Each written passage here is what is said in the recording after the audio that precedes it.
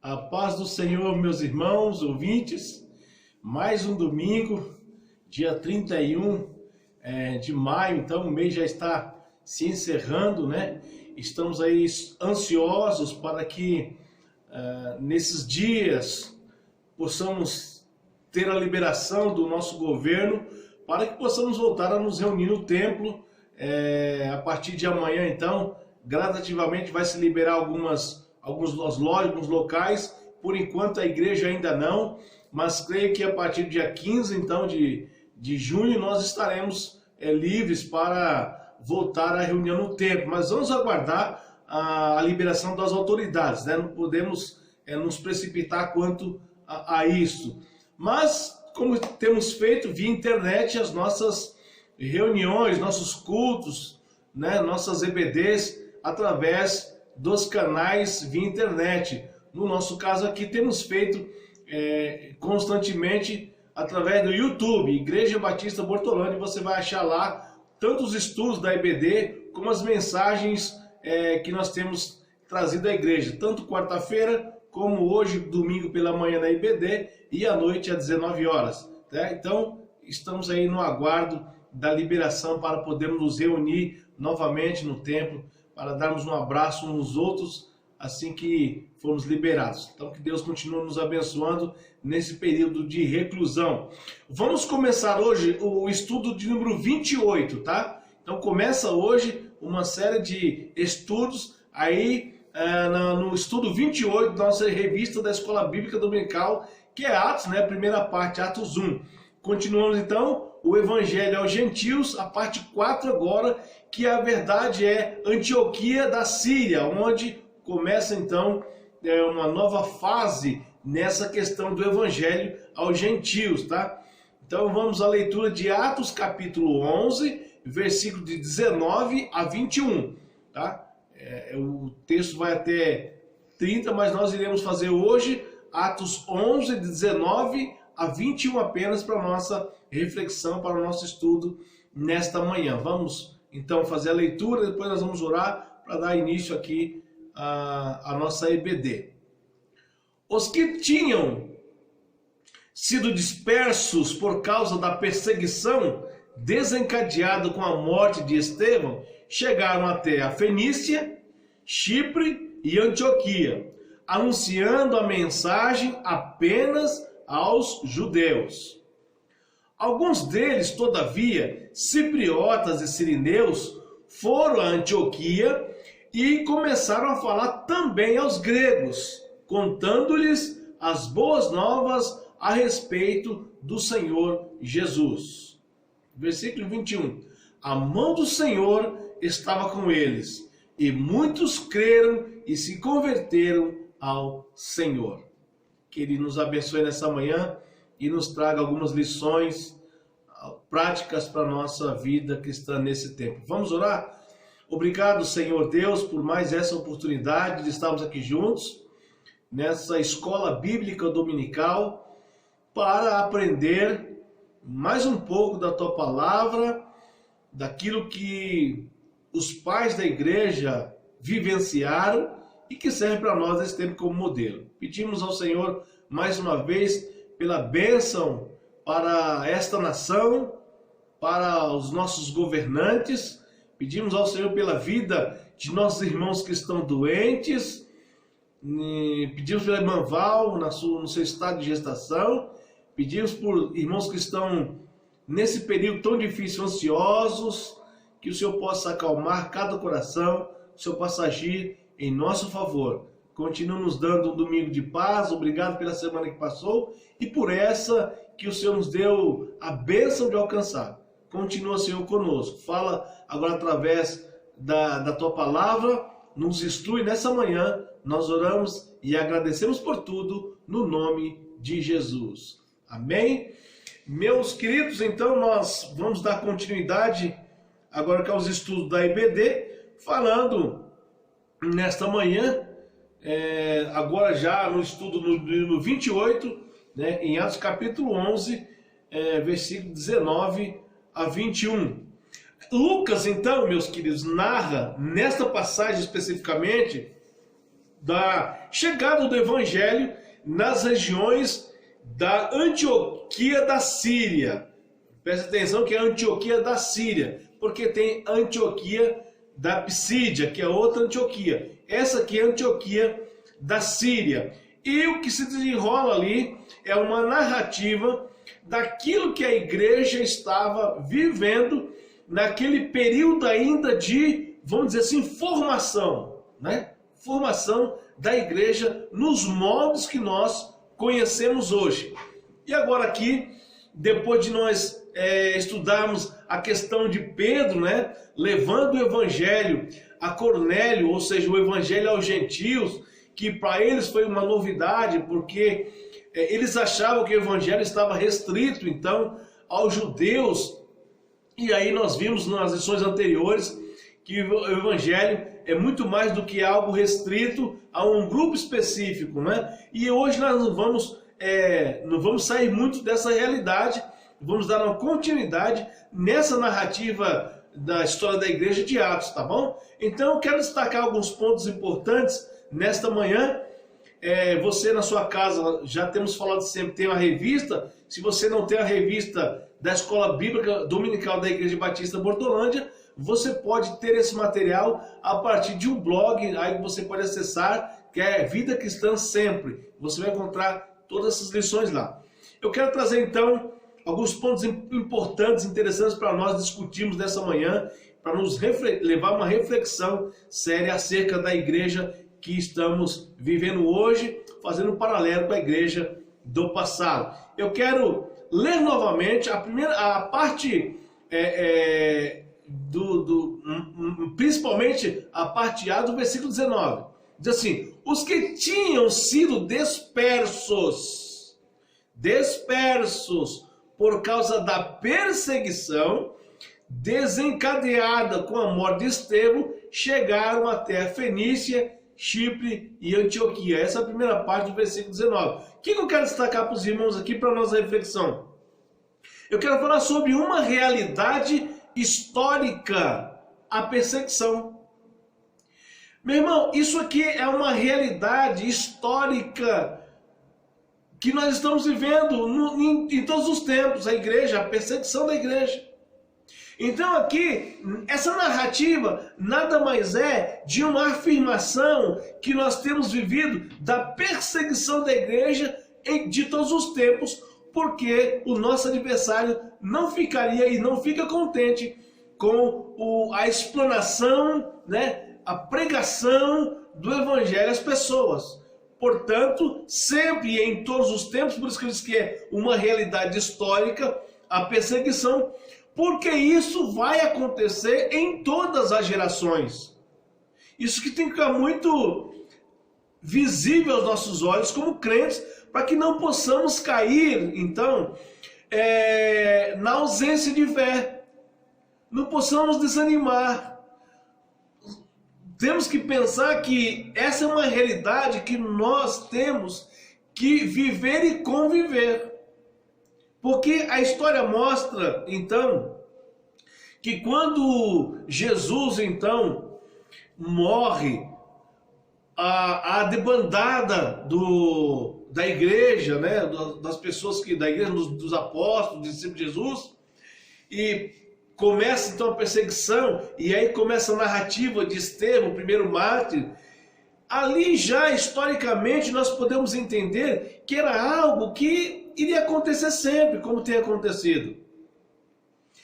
Em todos os lugares do mundo, meus queridos, tem acontecido perseguições. Isso vai chegar aqui no Brasil a curto, médio ou longo prazo. Uma hora acontece.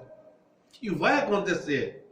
Então, isso é uma realidade histórica. A igreja sofreu no primeiro século, tá? A igreja sofreu séculos depois. A igreja foi perseguida ao longo da história. A igreja será perseguida nesse tempo também. É uma realidade.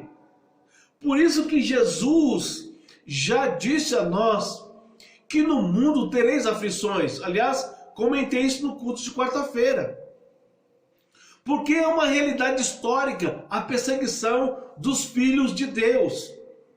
E é interessante que a perseguição é uma ferramenta, preste atenção, a perseguição é uma ferramenta que Deus usa para a expansão do Evangelho. É difícil para nós? É difícil. Ninguém quer ser perseguido, mas é uma realidade bíblica histórica. A perseguição é uma realidade. Então, quando a igreja ela está acomodada demais, Deus permite que isso aconteça para que ela possa começar a expandir, aumentar as tendas.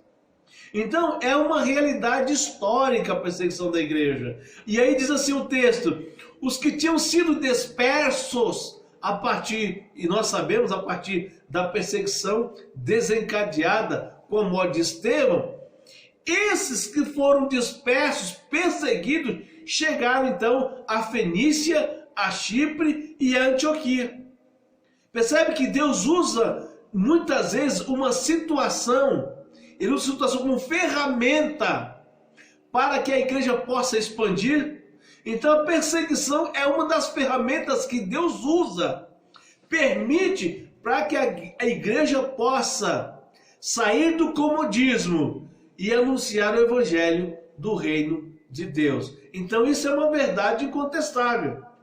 Quando nós olhamos para a Bíblia, nós percebemos, literalmente na história bíblica, aquilo que tem acontecido, aquilo que vai acontecer. Afinal, a nossa esperança não é aqui, a nossa esperança está no porvir. E é muito interessante. Na verdade, não podemos, por isso que eu sempre digo, não podemos viver reclamando de tudo, porque a igreja é essa igreja sofredora. Jesus sofreu, os apóstolos sofreram, os discípulos que seguiram isso foram perseguidos. Então a história da igreja é uma sucessiva perseguição. Essa é a nossa história. Então, é claro que nós não queremos isso, ninguém quer isso. Porém, se vier a acontecer, inclusive aqui no país, não se preocupe. Deus tem o controle absoluto de todas as coisas, tá? Então, é uma realidade a perseguição, uma realidade histórica, tá? Uma realidade histórica. Então, não se sinta desanimado quando as perseguições surgirem em nosso meio, porque isso você tem que saber que é uma realidade, tá? Eu vou para o segundo ponto que eu quero destacar nessa manhã para nossa reflexão. Eu quero destacar então o versículo 19, agora já a parte B do versículo, tá? Diz assim: eles saíram, né, da parte da perseguição, anunciando o evangelho, diz assim: anunciando nessa perseguição a mensagem apenas aos judeus. Então vamos entender. Segundo ponto, o evangelho não é restrito. O evangelho não está dentro de uma caixinha. Ok? Segundo ponto, o evangelho não é restrito. O versículo 19, a parte B, diz que por causa da perseguição da parte de Estevão, eles saíram anunciando o evangelho, né? Então, o evangelho sendo anunciado em outros lugares, no caso que é os gentios, né? Chegando até os gregos, o evangelho não é restrito a um grupo específico, não é restrito a um grupo de pessoas judeus, não. O evangelho, ele não é restrito, o evangelho é para todas as pessoas. Olha só, anunciando a mensagem apenas aos judeus. O que aconteceu? Os apóstolos, a partir da perseguição, eles saem pregando o evangelho apenas aos judeus, tá? Por quê? Porque eles não tinham conhecimento pleno de que o evangelho era para ser expandido ao mundo. E aí o que acontece? Eles percebem então, isso vem depois, que o evangelho não é restrito. Nesse texto está claramente dito a nós que eles anunciam a mensagem apenas aos judeus. Porque não haviam entendido ainda os planos de Deus, os planos eternos de Deus, que é exatamente isso, a expansão do evangelho. Então muitas vezes ele usa a perseguição para que o evangelho possa se expandir. O problema é que naquele contexto eles não entenderam que o evangelho não era para ser colocado dentro de uma caixa e trancado. O evangelho era para alcançar o mundo inteiro. Então, segundo ponto, o evangelho não é restrito, tá bom? Eles tinham que entender isso. E qual é a ferramenta que Deus usou para que eles entendessem isso? A perseguição. A perseguição. Deus usou a perseguição para que eles pudessem entender que o evangelho era para todas as pessoas, entendeu? Então, Deus usa uma ferramenta, sempre Deus vai usar uma ferramenta para o despertamento dos crentes. Então, o que acontece? Terceiro ponto, outro fator interessante, versículo 20 agora. Alguns deles, todavia, cipriotas e sirineus, foram a Antioquia e começaram a falar também aos gregos, contando-lhes as boas novas a respeito do Senhor Jesus. Terceiro destaque que eu quero dar como lição para nós nessa manhã é a questão que a graça é para todos, de fato. Não está restrito. A graça é para todos. Olha que coisa interessante. Em Atos 1:8, é interessante a narrativa de Lucas em Atos 1:8. Eu vou dar poder para vocês, lembra? Para que vocês possam pregar, sair pregando o evangelho. E vos darei poder, derramarei poder sobre vocês. E aí o que acontece? Para que vocês possam ir pregando o evangelho pelo mundo. E é que interessante, isso é em Atos 1:8. Pode ler lá o texto. E aí eles não entenderam isso. Eles não entenderam. De fato, eles não entenderam que eles receberam poder para expandir o evangelho. E aí, Atos 1:8, eles recebem poder para expandir o evangelho. Aí eles não fazem. Quando é Atos 8:1, olha que coisa interessante, a inversão e o paralelo. Atos 8:1, opa, pera aí, meus filhos. Vocês precisam sair para pregar o evangelho, porque a graça é para todos. A graça de Deus é para todos. Então, perceba aí, faça a leitura de Atos 1:8 e depois de Atos 8:1. Atos 1:8, eu darei poder para que vocês possam anunciar. Aí eles não anunciam. Eles querem continuar em Jerusalém. Aí vem Atos 8:1. Começa a perseguição para que eles pudessem expandir o evangelho, porque a graça é para todos. A graça de Deus é para todos. Aí você lê aqui em Atos 11, versículo 20. Alguns deles, todavia, cipriotas e sirineus, ou seja, pessoas de Chipre e de Cirene, foram a Antioquia, tá, da Síria, e começaram a falar também aos gregos. Nós vimos que estava restrito. E aqui eles começaram a expandir o evangelho aos gregos. Atos 8:1. Contando-lhes as boas novas a respeito do Senhor Jesus. Que coisa maravilhosa, podemos entender isso. Entender isso. A realidade da perseguição, tá? O evangelho não está restrito e agora a graça é para todos. Todas as pessoas, não importa quem, cor, raça, língua, nação, não importa. Todos os povos precisam entender a graça do Senhor Jesus. Cabe à igreja expandir o evangelho. A graça é para todos. E é interessante você ver isso no versículo 20. Aí o versículo 20 está dizendo, olha, o evangelho também alcançou os gregos. Os gregos agora estão ouvindo o evangelho porque nós estamos contando. Contando o quê? Contando as boas novas a respeito de Jesus Cristo, o Senhor, o Salvador das pessoas. Isso é muito importante para a nossa reflexão nesse tempo. Será que de fato temos entendido isso? O evangelho não está preso, restrito a uma caixinha de sapato.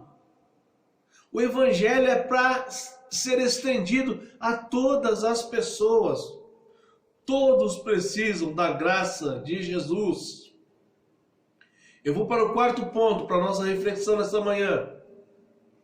Versículo 21. Parte A do versículo.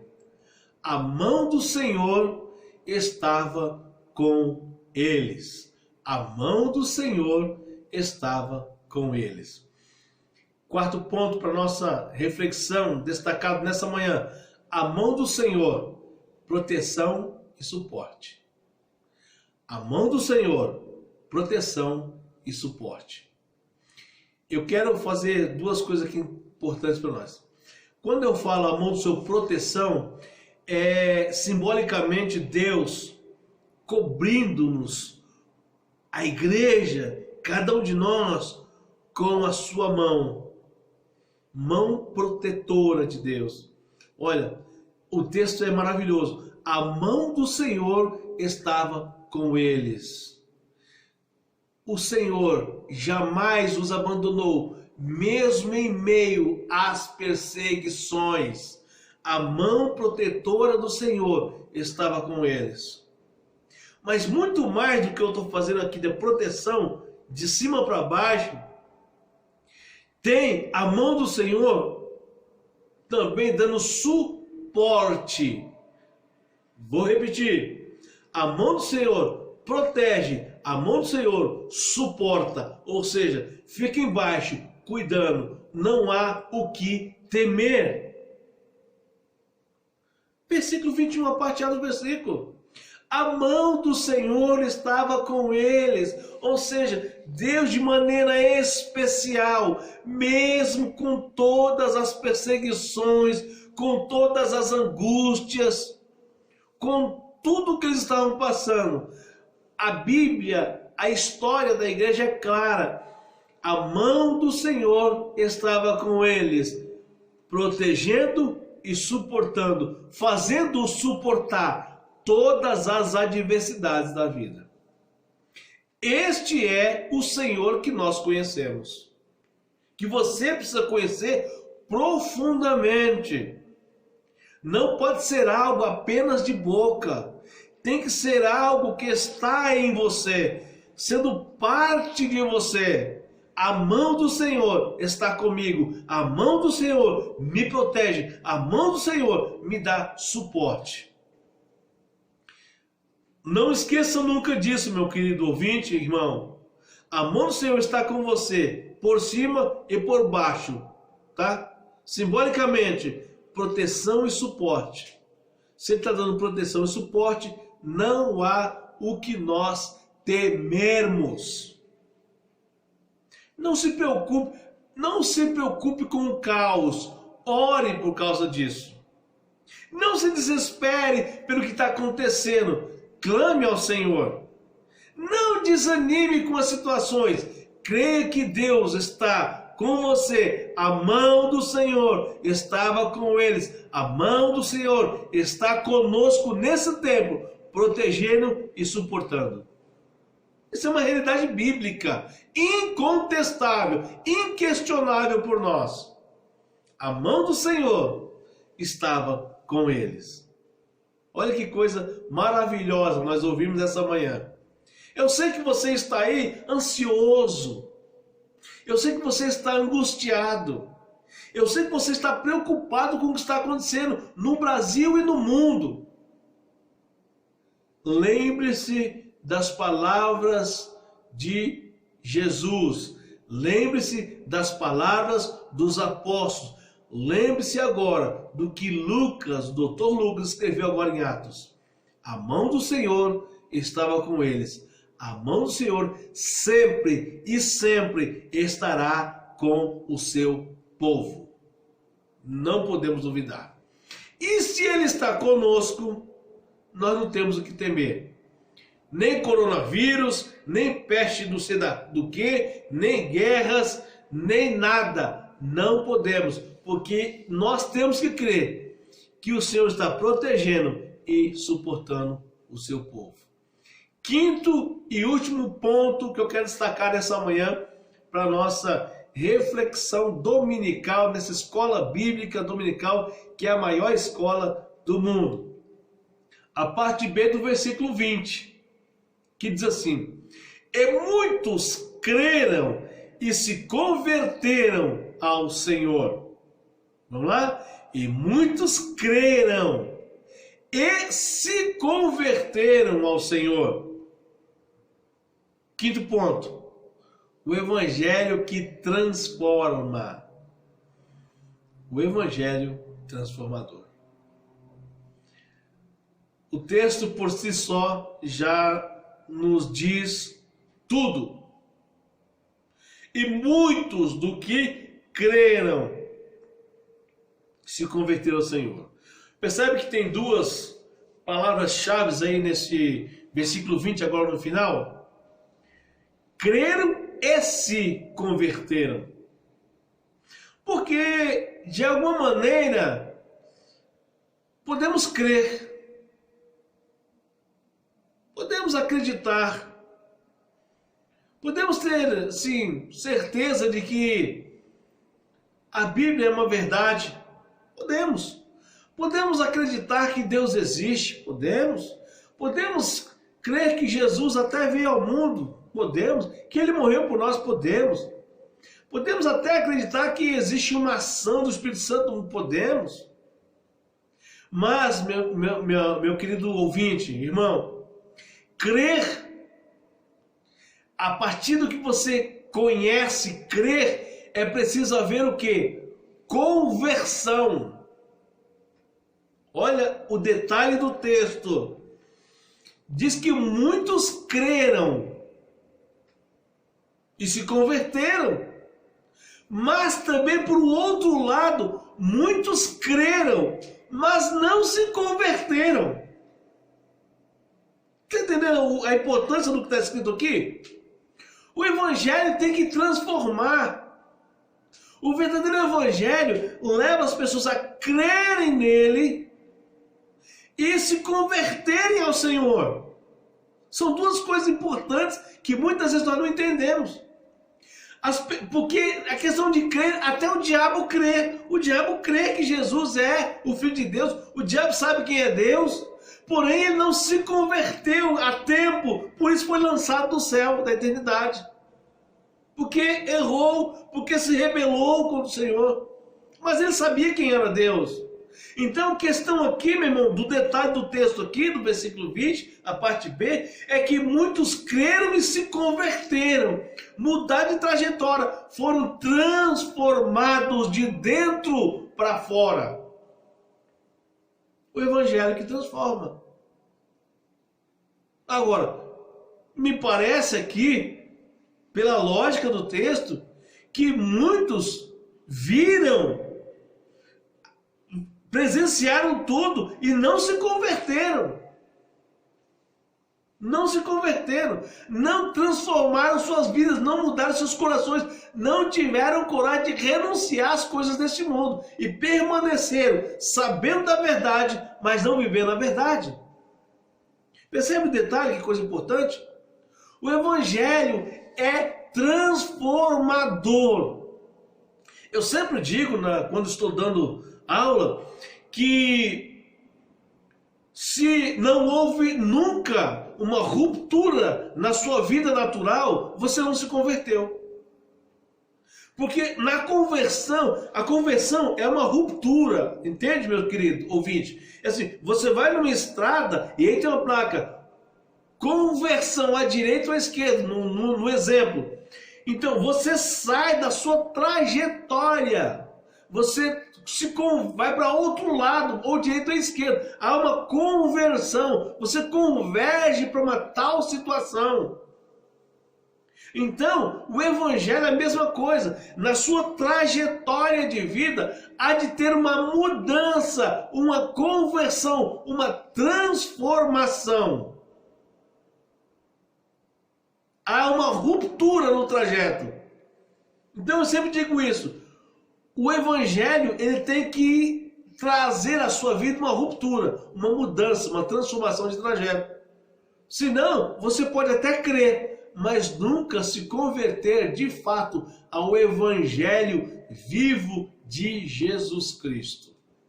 Isso é muito importante nós aprendermos nessa manhã.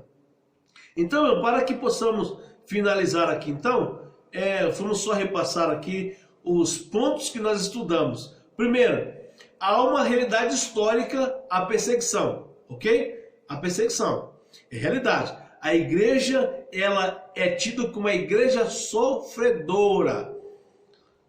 Nunca desista, meu querido. A perseguição é algo que faz parte da vida do crente. Segundo, o evangelho não é restrito. O evangelho não é restrito. Não está preso a um grupo. O evangelho é para todos.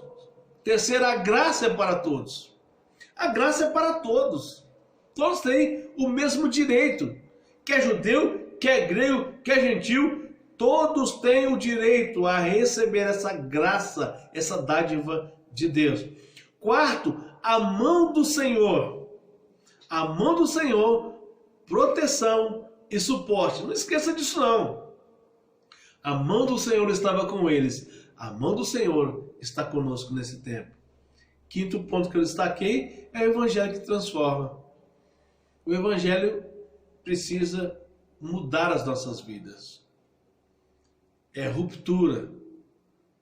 Não adianta crer. Tem que se converter ao Senhor Jesus Cristo.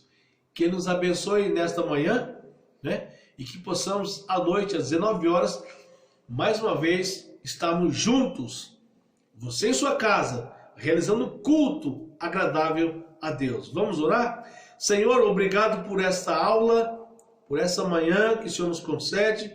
Muito obrigado por tudo quanto o Senhor tem feito por nós e ainda irá fazer. Continua, Senhor, nos livrando, nos protegendo e sendo o nosso suporte. Dar-nos um domingo abençoado na presença do Senhor e que à noite possamos estar novamente juntos para cultuarmos ao Senhor e ouvirmos a sua voz falar aos nossos corações. Nós oramos e agradecemos por tudo em nome de Jesus. Amém e amém. Deus te abençoe. Um bom domingo.